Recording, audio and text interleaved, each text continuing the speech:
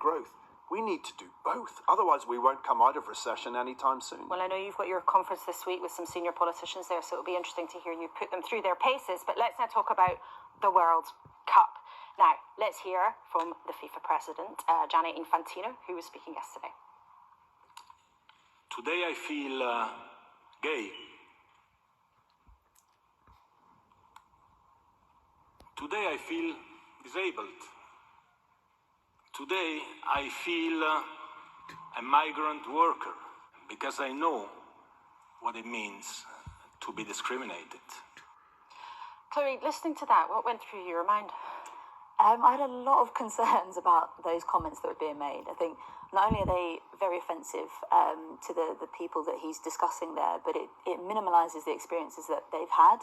And I think for him to open up a very long speech with that kind of comment, I think completely detracts away from the issues in the tournament, which are huge. Infantino has said some really controversial things there.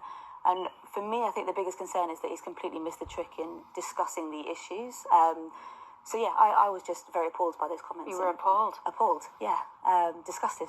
Is it right for the World Cup to be happening in Qatar at all, or could it have been an opportunity actually to raise some of those issues? We know what they are, human rights problems in Qatar, and also their attitude towards LGBT people.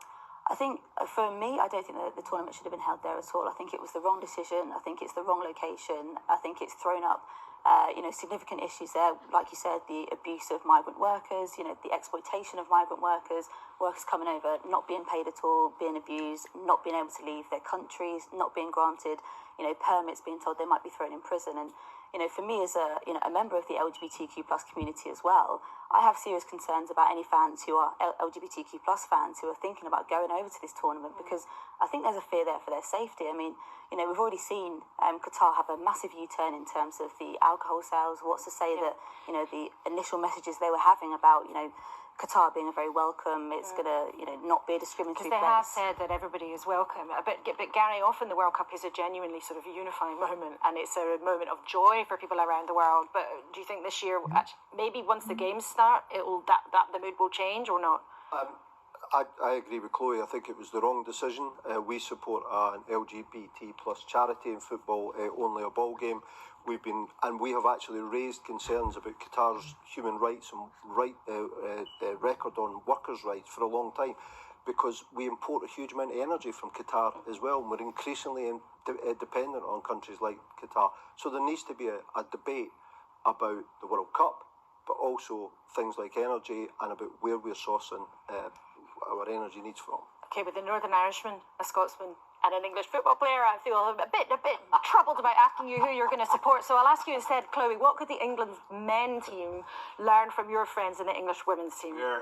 Oh, that's... obviously we've come off the back of a fantastic summer for women's football. I mean, winning the Euros this tournament, this summer, was absolutely huge in sort of, galvanising the nation, getting behind a fantastic win there. But I think, the England men's team now going into this tournament, they're facing a lot of issues, obviously, behind the scenes with what's going on with Qatar. It's not just the performance, but they've also got to grapple with these moral and ethical issues. And, I know recently the men's team had just invited the migrant workers over for a training session, which was amazing. But for me, I'd like to see more, these players using their platforms, I think, to be able to speak out on these issues. I know Harry Kane is wearing the armband, which is amazing. And I have also just seen that FIFA have announced some guidance about, the new armbands that they're going to be. Well, we'll see how they handle it in the coming weeks, because the tricky dilemmas all over the place. Now, as we mentioned, the kickoff of the first match is today. And if you want to chew over a bit more of the dilemmas we've been discussing around the World Cup, you can listen to my old friends on Newscast on BBC Sounds.